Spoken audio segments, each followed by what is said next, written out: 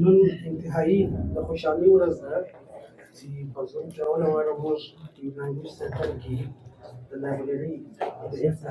افتتاح مراحل یې په خپله باندې ولیدلې او واقعي هم دا یو ډېر ښه کار دی. خصوص د محمد نبي صاحب په حواله څخه به دا خبره وکړو چې دی بخښونکي په حمام وي که په بازار کې بل داسې مسکین ځای وي که کیفي وي که یو تعلیمي اداره وي په هغه کې دی خپل خدمات ورکوي د لایبرري د پروفیشنل لپاره دوی کار کوي. زه خپله دا وایم په ژوند کې د انسانانو باندې د ټولو غټ احسان چې کوم دی هغه د رب تعالی له جانبه څخه دی چې موږ انسانان پیدا کړي یو او د هغه شکرګزاري موږ په دې باندې کوی څو چې د هغه د احکاماتو اطاعت وکړو د هغه د احکاماتو په مطابق باندې ژوند کوي.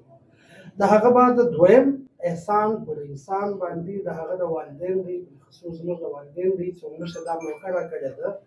چې موږ سبق وایو. دریم بنیادي او د ټولو غټ احسان چې کوم د انسان په ژوند کې پر انسان باندې هغه د کتاب دی او د کتاب احسان ادا کول دا دی چې موږ کتاب ووایو کتاب ورته ورسوو. مننه.